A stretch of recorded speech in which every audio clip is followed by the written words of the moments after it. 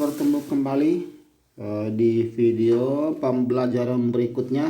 Ini yang terakhir materi di dalam aritmatika sosial yang kita bahas khusus mengenai bruto, neto, dan tara ya. Ini tentu saja dipergunakan di tingkat SMP dan sederajat, boleh silakan. Ini di kelas 7 pada semester kedua ya. Nah, baik, ini kita ambil ilustrasi dari beberapa karung yang di dalamnya ada tulisan beberapa bacaan neto gitu ya. Ini kantong semen, di sana juga ada, dan di beberapa kantong-kantong atau karung-karung yang pada umumnya ditulis itu timbangannya, beratnya berapa kilogram. Tentu saja mereka hanya menulis berat bersih atau disebut dengan neto. Ini karung beras. Kalau kita perhatikan ini di dalam karung beras dia ada tulisan 25 kg neto. Biasanya ditulis di bawah karung gitu ya, biasanya. Pada umumnya neto itu atau berat bersih ditulisnya di bawah karung. Kemudian kalau ditulis neto 25 kg, ini bisa diartikan bahwa berat hanya berasnya aja ya. Beratnya hanya beras tanpa karung. Itu diartikan sebagai neto. Itu beratnya 25 kg. Jadi mereka hanya menjual berasnya gitu ya. Jadi bukan dengan karungnya atau kemasan. Oke. Nah, kemudian andai kata karung itu kita ulang timbang kembali, kita timbang ulang ya, kita timbang ulang, itu tentu saja bukan 25 kg. Kenapa? Karena yang 25 kg itu hanya berasnya aja, sedangkan karungnya itu tidak ditulis berapa kilo ya.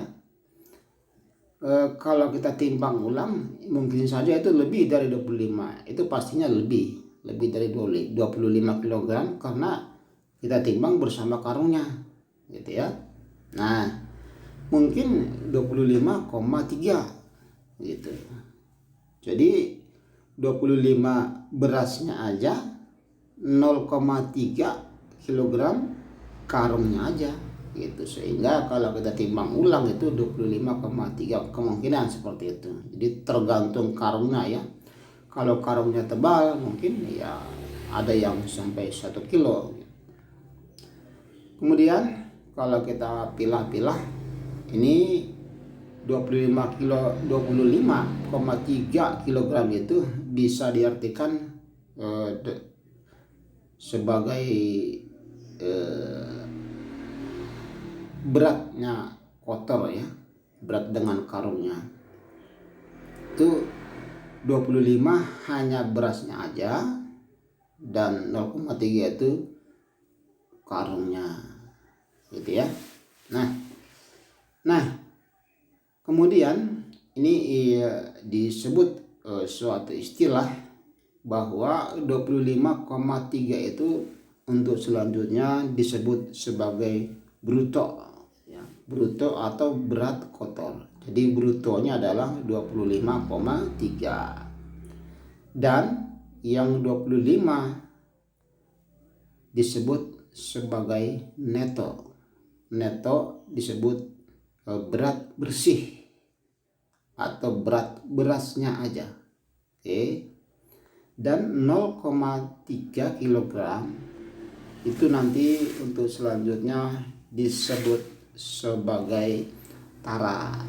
Jadi taranya 0,3 kg. Tara itu adalah berat kemasan. Jadi di sini yang kita bahas hanya ada 3 istilah. Yang pertama adalah neto, bruto, dan tara. Neto adalah berat isinya, sedangkan bruto adalah berat keseluruhannya, dan tara adalah berat kemasannya. Nah, kita coba beberapa contoh soal. Kita bahas dari yang gampang ya. Nah, ini misalnya ada benda memiliki brutonya 5 kg dan netonya 4,5 kg. Berapakah tara benda tersebut? Tara itu yang dimaksud tara adalah kemasan, atau pembungkus. Nah, kalau brutonya 5 kg dan tara 4,5 kg, maka kita hitung dengan cara tara itu mengurangi bruto dengan neto. Brutonya 5 dikurangi 4,5, maka taranya adalah 0,5 kg. Berarti kemasan pembungkusnya adalah setengah kilogram, sedangkan berat bersihnya adalah 4,5, sehingga brutonya 5, gitu ya. Nah, yang kedua, soal yang kedua, misalnya ini ada Pak Hadi ya. Pak Hadi ini membeli karung beras. Dia beli dua karung dengan jenis yang berbeda. Nah, karung pertama ada tulisan neto 25 kg gitu. Sementara dia beli harganya 260.000. Itu karung pertama. Karung kedua dia beli 25 kg juga neto ditulis. Tapi harganya berbeda. Harganya dia beli 280.000. Nah, tentu saja ini Pak Hadi mengeluarkan uang sebanyak 540.000, gitu ya. Nah, kemudian Pak Hadi setelah membeli dua karung tersebut, Pak Hadi mencampurnya. Dicampur, diaduk, disatuin. Kemudian setelah disatuin, dikemas-kemas lagi dalam ukuran 5 kg, 5 kg, gitu ya. Jadi tentu saja ini 52 karung 5 menjadi 50 kg. Kalau dibagi 5 kilo berarti kan ada sekitar 5 ada sekitar 10 ya, 10 kemasan. Karena tiap kemasan dia kemas dalam ukuran neto 5 kg.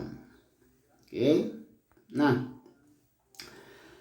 tentukanlah harga jual beras tersebut. Berapakah Pak Hadi menjual beras itu supaya dia mendapat untung sekitar 20% ya. Ini harapan dari Pak Hadi.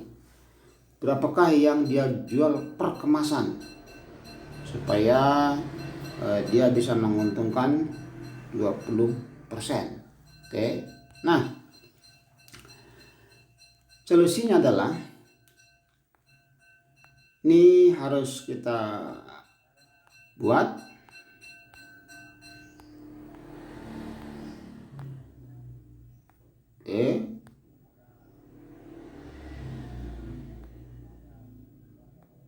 ini kita pilah-pilah dulu antara karung 1 dengan karung 2 ya.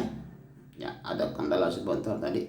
Nah, pada karung 1 itu neto sama 25 kg, harga 260.000. Kemudian pada karung kedua neto masih sama tapi harga berbeda dengan harga Rp280.000. Ini kita pisah dulu supaya gampang dianalisa. Nah, sekarang kita satuin. Kalau Pak Hadi menyatukan kedua karung tersebut, maka tentu saja menjadi 50 kg. Karena per karung 25, jadi 2 karung menjadi 50 kg ya.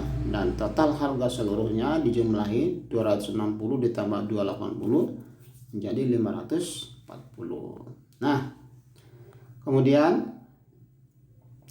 jika dikemas oleh Pak Hadi menjadi ukuran berat bersih atau neto 5 kg, maka total kemasan ada 10 kemasan. Ya. Kemudian kalau harapan untungnya Pak Hadi sekitar 20%, maka kalau kita hitung 20% dari 540.000 dari total uang Pak Hadi ya. Nah, ini kalau kita hitung 20%-nya adalah sekitar 108.000. Jadi Pak Hadi mengharapkan untung dari penjualan kedua karung beras tersebut yang dibagi-bagi menjadi 10 kemasan dan per kemasan 5 kg. Maka penjualan keseluruhan Pak Hadi mengharapkan untung 108.000. Nah, berapakah dia jual per karung? Maka kita total dulu ya. Total dulu modal awal 540 jumlahkan dengan harapan keuntungan 108 sehingga menjadi 648.000. Kemudian ini kita bagikan dengan 10 karena ada 10 kemasan. Berarti per kemasan Pak Hadi harus menjual Rp64.800 supaya beliau mendapatkan untung sekitar 108.000. Jadi harus dia jual sekitar 64.800 tiap bungkus, dan ada 10 bungkus gitu ya. Kemudian Bapak kira ini cukup sekian dulu tentang bruto, apa itu bruto, apa itu neto, dan apa itu utara ya. Bapak kira cukup jelas walaupun singkat ya. Dan jangan lupa untuk meluangkan waktu menggunakan jempol tentunya ya untuk subscribe dan like untuk dukungan dari channel dari Bapak yang buat ya. Dan perlu diperhatikan juga untuk latihan-latihan soal banyak di dalam buku paket, silakan ya diperbanyak latihannya. Di sini kita bahas hanya sesingkat mungkin karena durasi waktu. Dan ini ada di buku paket matematika kelas 7 semester 2, silakan dibuka. Ini ada di halaman 96 dan seterusnya. Itu ada latihan di sana banyak sekali ya. Nanti akan kita buat juga di dalam soal-soal latihan ya. Kemudian jangan lupa untuk ujian tes nanti ada di GCR ya. Pastikan namanya ada di Classroom supaya soal bisa segera dilihat dan dijawab. Dan silakan semua soal dijawab, dan jangan lupa tekan ikon kirim supaya memastikan bahwa pekerjaan sudah semua selesai gitu ya. Nah, oke. Cukup sekian. Mudah-mudahan berhasil dengan baik ya. Nah, Bapak ucapkan sekian dan terima kasih. Mudah-mudahan bisa bermanfaat, dan mohon maaf kalau ada kekurangan ya.